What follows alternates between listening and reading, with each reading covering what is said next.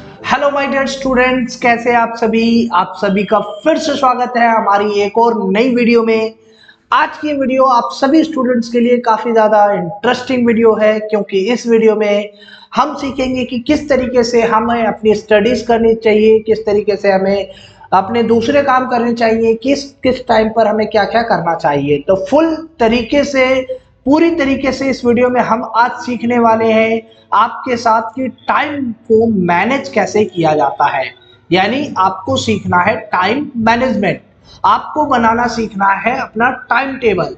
अगर आप भी अपने टाइम टेबल को बनाकर पढ़ना चाहते हैं और 95% स्कोर करना चाहते हैं तो हमारी इस वीडियो में आखिरी तक जरूर बने रहिएगा, क्योंकि इस वीडियो के आखिरी में जाकर आपको पता चलेगा कि किस तरीके से आप अपने टाइम को मैनेज कर सकते हैं और किस तरीके से एक अच्छी स्टडी करके मार्क्स 95% मार्क्स तक स्कोर कर सकते हैं।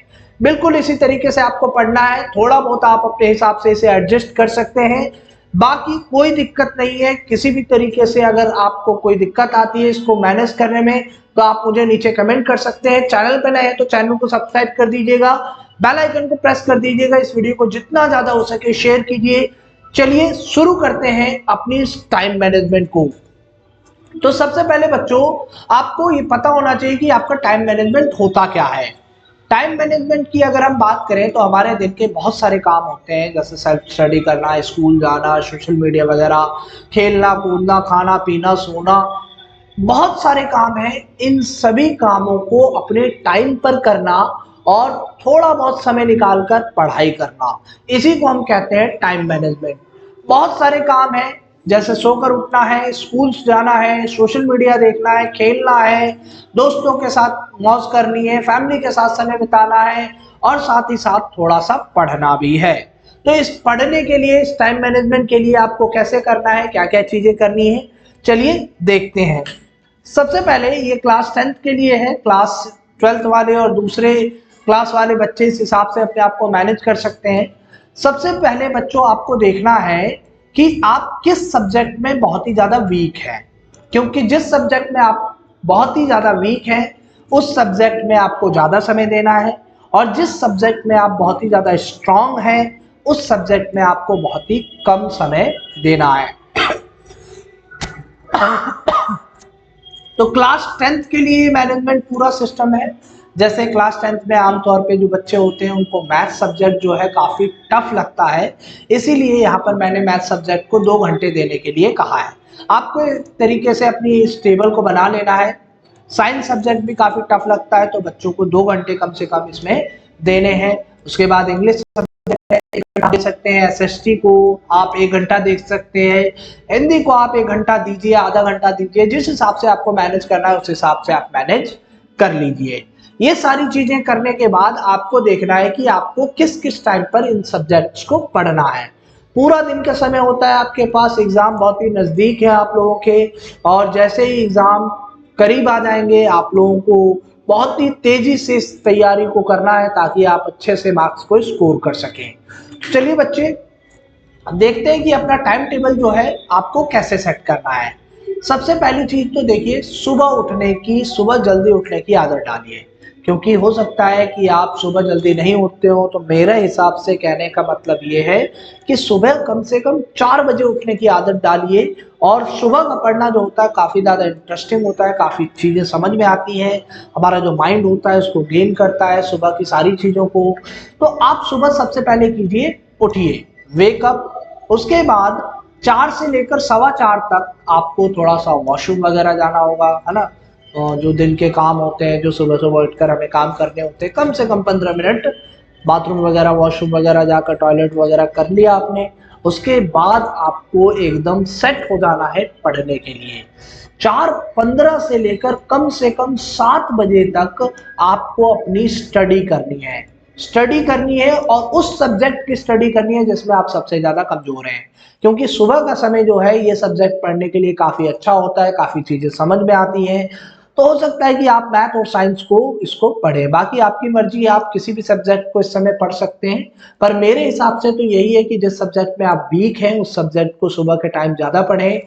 फिर समय बच जाता है आपका 7 से लेकर 7:30 अब आपको, अगर आपका मॉर्निंग का स्कूल है तो आपको रेडी होना है स्कूल के लिए, ड्रेस वेस पहन लीजिए, है ना, पूरी तरीके से जूते वूते पहन कर तैयार हो जाइए, क्योंकि अब स्कूल जाना पड़ेगा, स्कूल जाना बहुत ही ज़्यादा जरूरी है।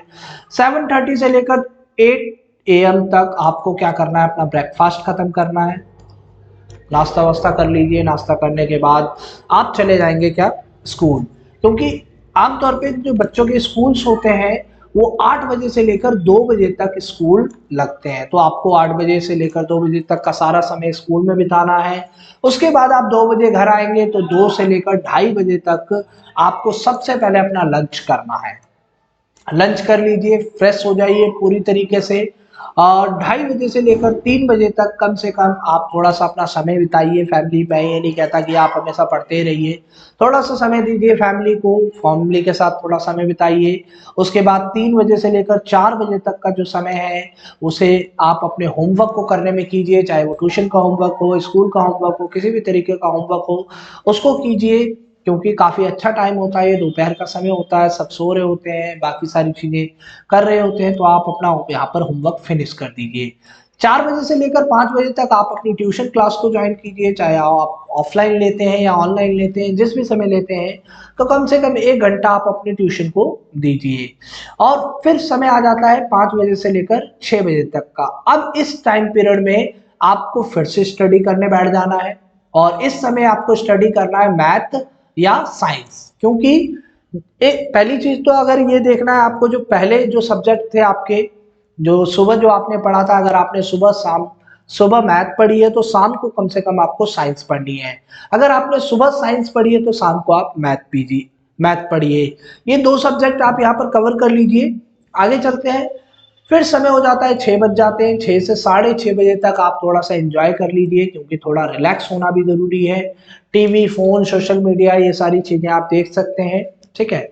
पर 6:30 बजे के बाद आपको फिर से पढ़ने बैठ जाना है। 6:30 से लेकर 7:30 तक आप स्टडी कीजिए।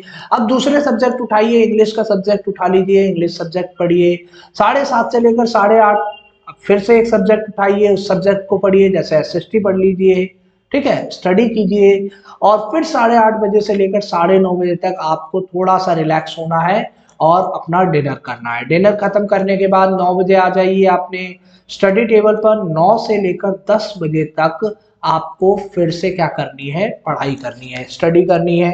आप अपने सब्जेक्ट को उठा सकते हैं, हिंदी को उठा सकते हैं, या फिर रिवीजन मार सकते हैं, जो आपको पसंद हो उस सब्जेक्ट की आप यहाँ पर स्टडी कर लीजिए।